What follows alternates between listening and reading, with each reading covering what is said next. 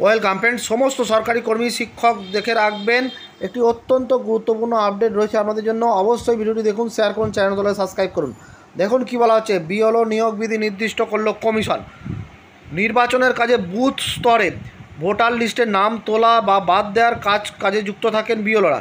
এবার থেকে সেই বিএলও নিযুক্ত হবে কেবলমাত্র সরকারি কর্মীরাই, আর চুক্তিভিত্তিক কর্মীরা বিএলও হিসাবে কাজ করতে পারবেন না।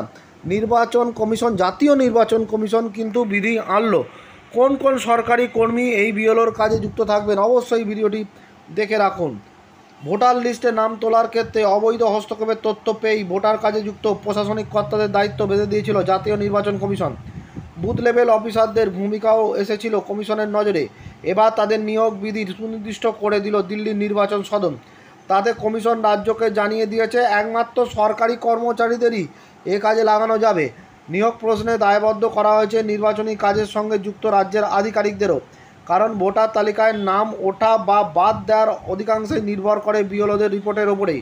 2022 সালে বিএলও নিয়োগ বিধি কিছুটা সরল ছিল। কমিশন সেই বিধি কঠোরভাবে সংশোধন করেছে। কমিশন তাতে বলেছে বিএলও নিয়োগ হবে গ্রুপ সি এবং তার ওপরের স্তরের কর্মীদের মধ্যে। সংশ্লিষ্ট কর্মীকে হতে হবে পূর্ণ সময়ে সরকারি চাকুরিজীবী। পুরসভা, পঞ্চায়েতের মতন স্থানীয় প্রশাসনের স্থায়ী কর্মীরাও নিযুক্ত হতে পারেন। যদি কোনো কারণে সরকারি কর্মী পাওয়া না যায়, তখন ইআরও অর্থাৎ এসডিও বা ডেপুটি ম্যাজিস্ট্রেট এবং জেলা শাসক তথা জেলা নির্বাচনী আধিকারিক লিখিত শংসাপত্র দিতে সে কথা জানাবেন রাজ্যের মুখ্য নির্বাচন আধিকারিককে।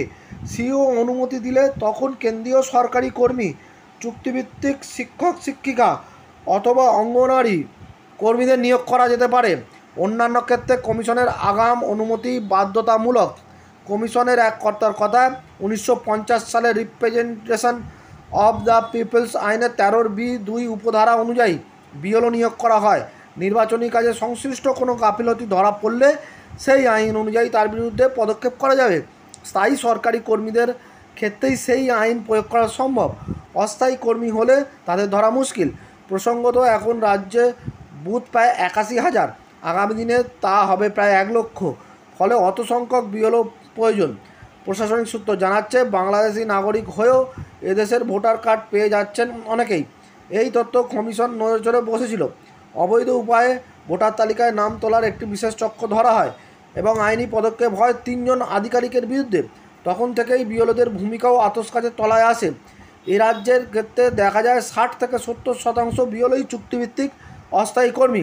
এমনকি বহু বিএলও এমন রয়েছে যারা সাম্মানিক প্রাপক অস্থায়ী কর্মী। এ নিয়ে সরব হয় বিরোধীরাও, কারণ বুথভিত্তিক সমীক্ষা করে ভোটার কার্ড পেতে কে যোগ্য বা অযোগ্য সেই রিপোর্ট দেয় বিএলওরাই, যার ভিত্তিতে ইআরও বা এআরও নির্দিষ্ট আবেদন মঞ্জুর করে থাকেন। বিএলওর রিপোর্ট পাওয়ার পরেই কমিশন স্থির করে তাদের নিয়োগের বিধিতে স্থায়ী বদল আনা হবে। তাহলে দেখলেন যে এবার থেকে বিএলওরা যারা নিয়োগ হবে তারা সরকারি কর্মচারী হবে এবং স্থায়ী সময়ের তারা কর্মচারী, পূর্ণ সময়ের সরকারি কর্মচারী, চুক্তিভিত্তিক নয়।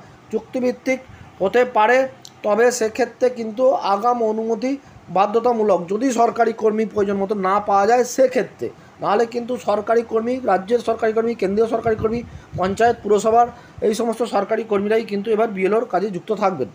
ধন্যবাদ।